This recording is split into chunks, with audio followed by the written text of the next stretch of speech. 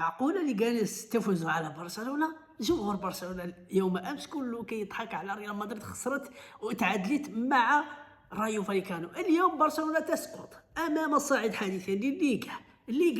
ليغانيس نعم، ليغانيس بسم الله السلام عليكم. الهدف الأول في شباك برشلونة بمصيدة التسلل أو مصيدة الزعتر، ماشي التسلل. وهذه المصيدة هي اللي خارجة على البارسا منذ بداية الموسم. صحيح نجحت في بعض المباريات، لكن في الكثير من المباريات كانت هي السبب في خسارة برشلونة للكثير من النقاط، وهذا السقوط الخامس في الدوري الإسباني. نعم، سيطرة مطلقة، تحكم في الكرة بشكل مطلق، لكن دون أهداف، دون محاولات حقيقية. ليفاندوسكي أضاع الشبكة، ضاع فرص كثيرة وكثيرة جدا، وخاصة في الشوط الأول. يعني ليفا اليوم كأنه ليس ليفا الذي نعرفه. أمام المرمى والشباك فارغ، واللاعب لا يسجل. اللاعب اليوم الحظ ما كانش معاه، يعني ضيع سميتو شكار هاد الأهداف اللي ضيع اليوم صراحة، والثمن قد يكون غاليا في آخر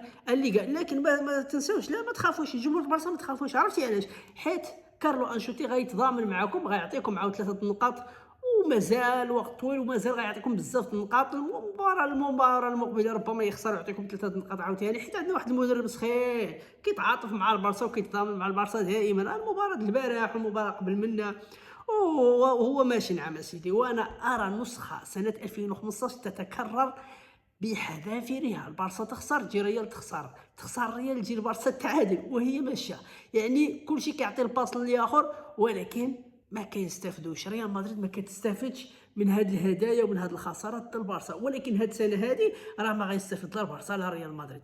المستفيد الاكبر والمستفيد الواحد هو اتلتيكو مدريد. اتلتيكو مدريد هو بطل الدوري الإسباني لهذا الموسم. تذكروا كلامي، أتلتيكو مدريد سيفوز بالدوري على حساب ريال مدريد وبرشلونة. البارسا غتلها بريال مدريد، وريال مدريد غتلها ببرشلونة، وأتلتيكو سيخطف الصدارة وسيبتعد عنهم بفارق النقاط وغير ذلك. المباراة المقبلة ستكون كلاسيكو ناري بين أتلتيكو مدريد وبرشلونة.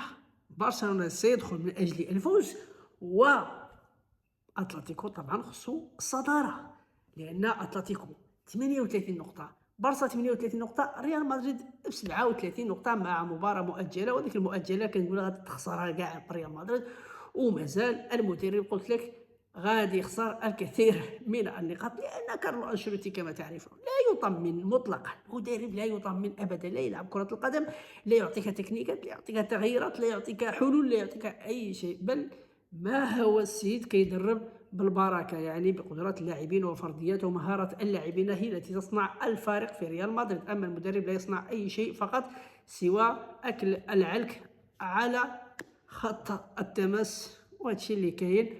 السلام عليكم.